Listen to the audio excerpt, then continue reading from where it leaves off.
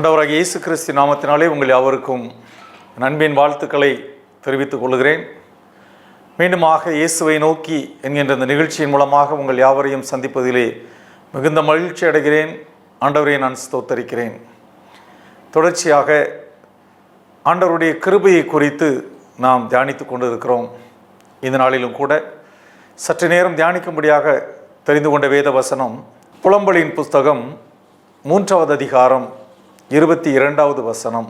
நாம் நிர்மூலமாகாதிருக்கிறது கர்த்தருடைய கிருபையே, அவருடைய இரக்கங்களுக்கு முடிவில்லை.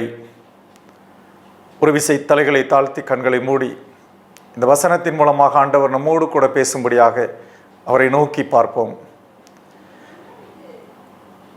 எங்களை அதிகமாய் நேசிக்கிற எங்கள் நல்ல ஆண்டவரே, நன்றியோடுமை துதிக்கிறோம், மை ஸ்தோத்தரிக்கிறோம். அப்பா, அண்ட சராசரங்களை படைத்து அதில் உள்ள எல்லா உயிரினங்களையும் படைத்து மனுஷனையும் படைத்து ஆண்டவரே, நீர் சர்வ சிருஷ்டிக்கும் எஜமான் என்பதை எங்களுக்கு வெளிப்படுத்தி இருக்கிறேன். நன்றி செலுத்துகிறோம். இப்பொழுதும் கூட வாசிக்க கேட்ட உம்முடைய வார்த்தைகளுக்காக ஸ்தோத்திரம். இந்த வார்த்தையின் மூலமாக கர்த்தர் எங்களோடு கூட பேசுவீராக. இயேசு கிறிஸ்து மூலமே ஜெபிக்கிறேன் பிதாவே, ஆமென். எரேமியா தீர்க்கதரிசி தன்னுடைய அனுபவங்களை பல்வேறு வகையிலே வெளிப்படுத்துகிறார்.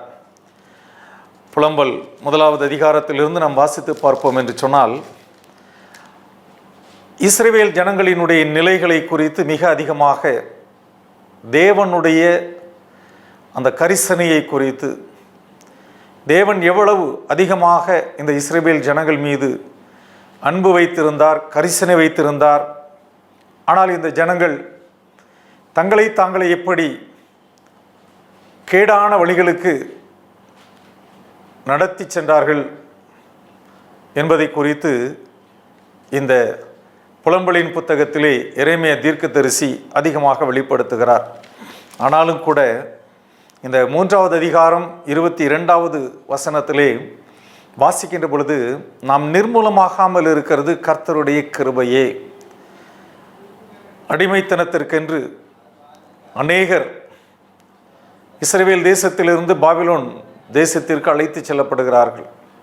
கல்தேயருடைய நாட்டிலே பல்வேறு பிரச்சனைகள் எதிர்கொள்கிறார்கள். அங்கே கொஞ்சம் பேர் மீதியாயிருக்கிறார்கள்.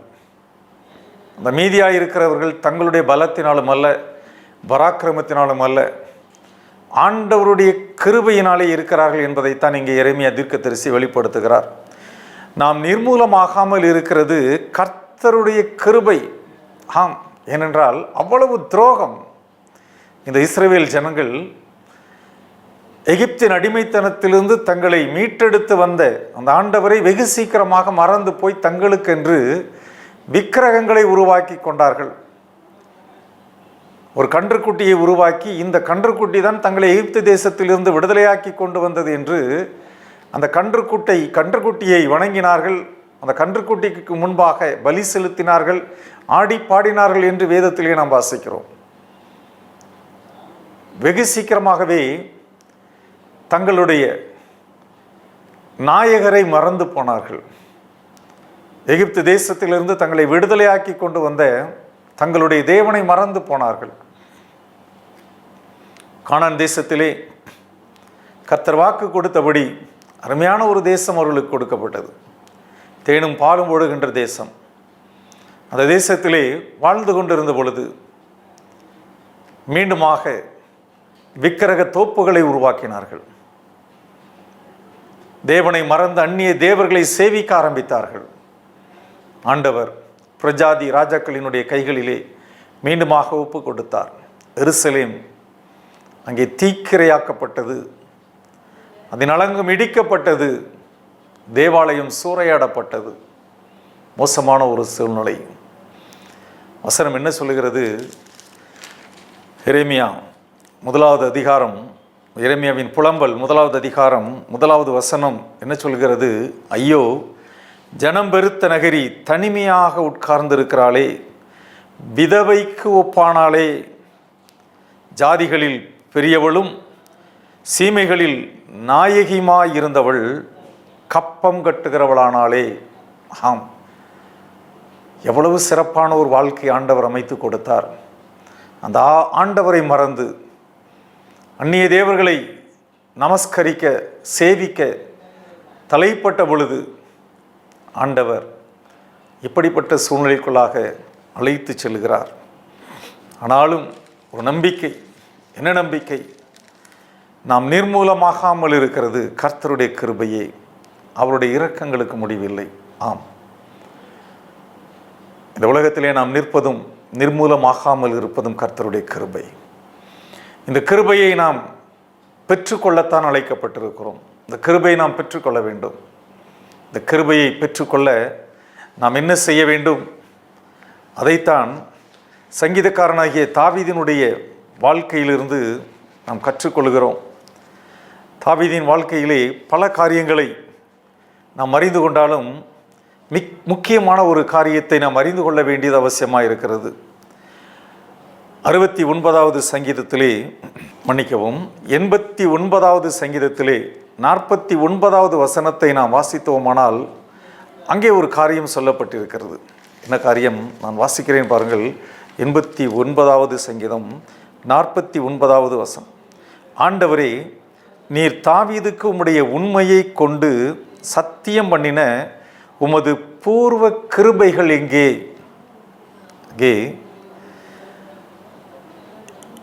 எஸ்ராகியனாகிய ஏத்தானின் மஸ்கீல் என்னும் போதக சங்கீதத்திலே இது சொல்லப்பட்டிருக்கிறது. என்ன சொல்லப்பட்டிருக்கிறது? நீர் தாவீதுக்கு உம்முடைய உண்மையை கொண்டு சத்தியம் பண்ணின உமது பூர்வ கிருபைகள் எங்கே? அப்படியானால் அந்த தாவீதை அந்த வசனத்திற்கு முன்பாக பல காரியங்களை அங்கு வெளிப்படுத்துகிறார். என்ன காரியங்கள்? 42வது வசனம், அவன் சத்துருக்களின் வலதுகையை நீர் உயர்த்தி அவன் விரோதிகள் யாவரும் சந்தோஷிக்கும்படியாக செய்தீர் என்று சொல்லப்பட்டிருக்கிறது. அவன் பட்டயத்தின் கருக்கை மழுக்கி போட்டு அவனை யுத்தத்தில் நிற்காதபடி செய்தீர். அவன் மகிமையை அற்றுப்போக பண்ணி அவன் சிங்காசனத்தை தரையிலே தள்ளினீர். அவன் வாலிப நாட்களை குறுக்கி அவனை வெட்கத்தால் மூடினீர். எதுவரைக்கும் கர்த்தாவே நீர் என்றைக்கும் மறைந்திருப்பீரோ? உமது கோபம் அக்கினியைப் போல எரியுமோ? அங்கே பல காரியங்கள் சொல்லப்பட்டிருக்கிறது. அப்படியானால் தாவீதுக்கு இப்படிப்பட்ட ஒரு நிலை இருந்தாலும் தாவீது என்ன சொல்லுகிறார்? 69வது சங்கீதத்தில் 13வது வசனத்தில் அவர் ஒரு காரியத்தை சொல்லுவார். வாசிக்கலாம் பாருங்கள். 69வது சங்கீதம் 13வது வசனம் நான் வாசிக்கிறேன் பாருங்கள். ஆனாலும் கர்த்தாவே, அனுக்கிரக காலத்தில் உம்மை நோக்கி விண்ணப்பம் செய்கிறேன். தேவனே, உமது மிகுந்த கிருபையினாலும் உமது ரட்சிப்பின் சத்தியத்தினாலும் எனக்கு செவி கொடுத்தருளும். என்ன சொல்றாரு தாவீது? நான் விண்ணப்பம் செய்கிறேன், உமது கிருபையினாலும் சத்தியத்தினாலும் எனக்கு செவி கொடும் என்று கேட்கிறான். ஆண்டவருடைய கிருபையை நாம் பெற்றுக்கொள்ள வேண்டுமானால் ஆண்டவருடைய சமூகத்திலே நாம் ஜெபிக்க வேண்டியது அவசியமாக இருக்கிறது. பல சூழ்நிலைகளிலே நாம் கலங்கி தவிக்கிறோம். எப்படி? இந்த 89வது சங்கீதத்திலே சொல்லப்பட்டிருக்கிறபடி தாவீதுக்கு அந்த கிருபை அற்றுப்போனதோ என்கின்ற ஒரு நிலை, அதே போன்ற ஒரு நிலை நம்முடைய வாழ்க்கையிலும் வரலாம். அதனால்தான் தாவீது என்ன சொல்லுகிறார்? ஆனாலும் கர்த்தாவே, அனுக்கிரக காலத்திலே உம்மை நோக்கி விண்ணப்பம் செய்கிறேன். ஆம், கடினமான சூழ்நிலைகளிலே ஆண்டவருடைய கிருபை நமக்கு வேண்டும் என்கின்ற காலகட்டங்களிலே நாம் இந்த உலகத்திலே பல காரியங்களை குறித்து கவலைப்பட்டு ஓடிக்கொண்டிருக்கிறோம். பலரிடத்திலே ஓடிக்கொண்டிருக்கிறோம். ஆனால் தாவீது தன்னுடைய அனுபவத்தை என்ன சொல்கிறார்?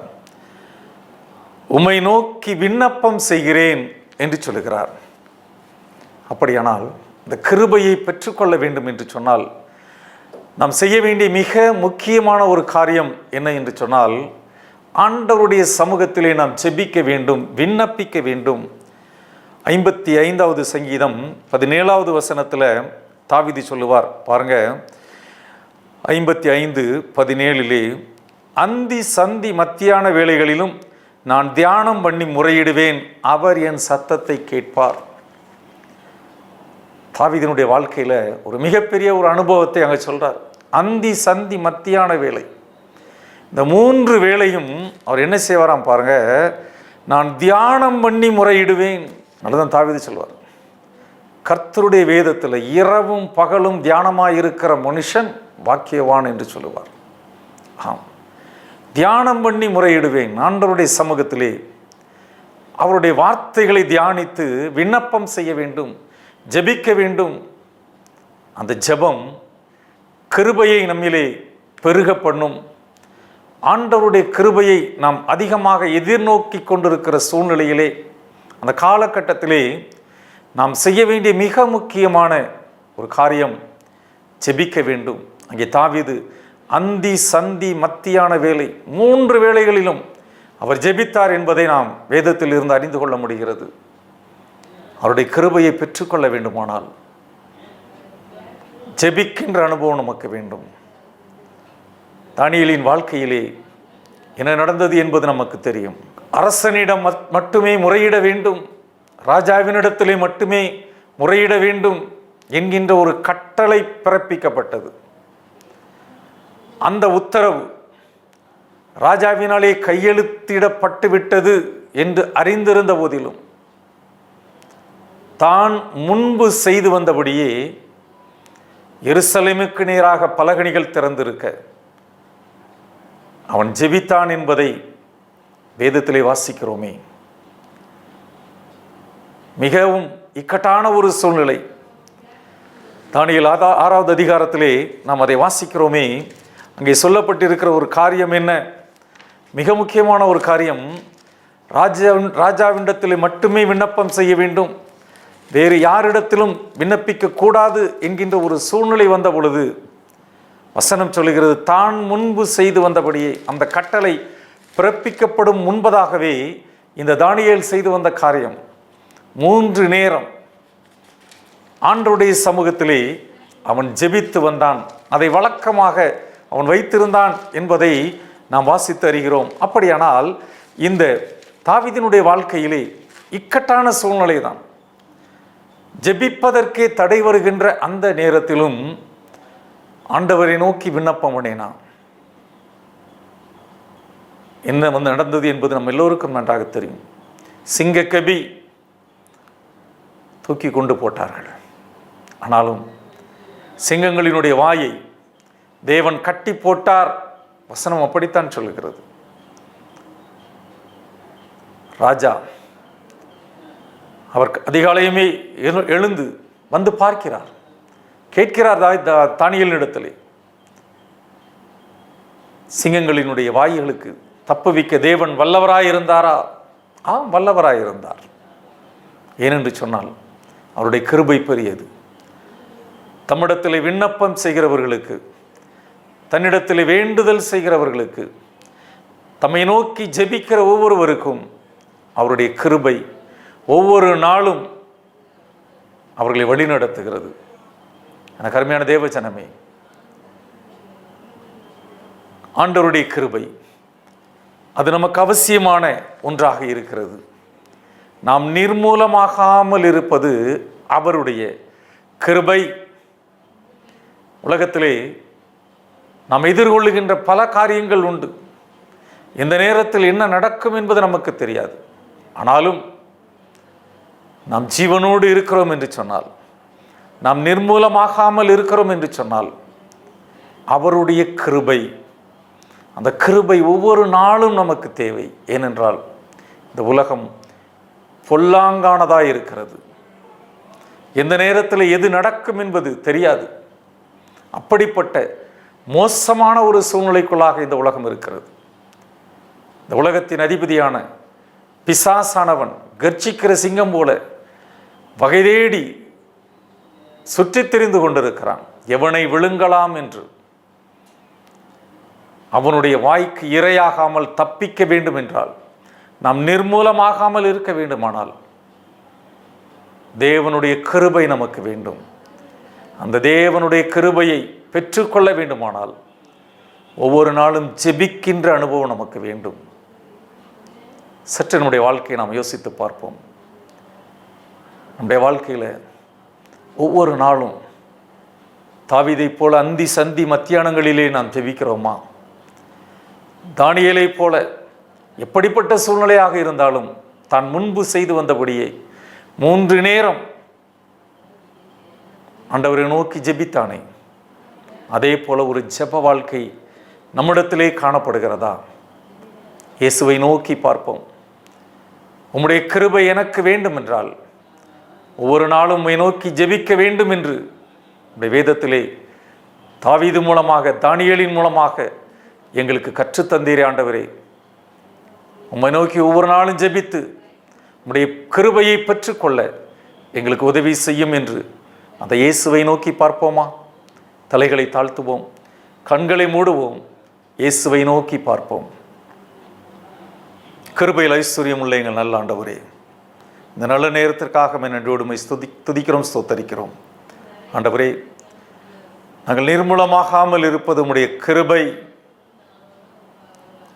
அந்த கிருபையை நாங்கள் பெற்றுக்கொள்ள வேண்டுமானால் தாவீதைப் போல அந்தி சந்தி மத்தியான வேளைகளிலே ஜெபிக்க எங்களுக்கு நல்ல ஒரு ஆலோசனையை கொடுத்திருக்கிறீர். தானியேலைப் போல தினமும் 3 வேளை கடினமான சூழ்நிலையாக இருந்தாலும்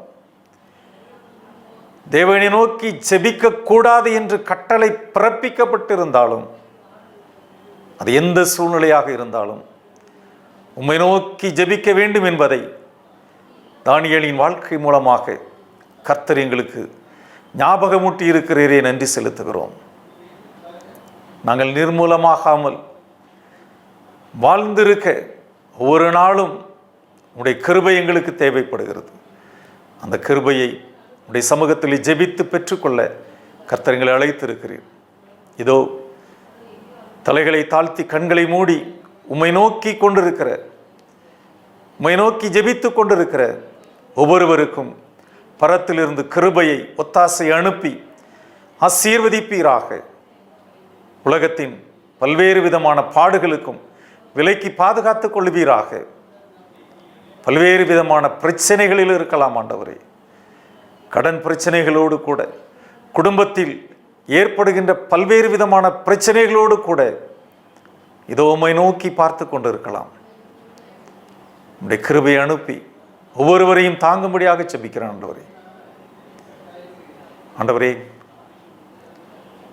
இந்த நேரத்தில் உம்மை நோக்கி என்னென்ன காரியங்களுக்காக ஜெபித்து கொண்டிருக்கிறார்களோ அவருடைய உள்ளத்தின் வாஞ்சைகள் அனைத்தும் ஆண்டவரே நிறைவேற்றும்படியாக நீர் கிருபை செய்யும்படியாக நான் ஜெபிக்கிறோம் ஆண்டவரே.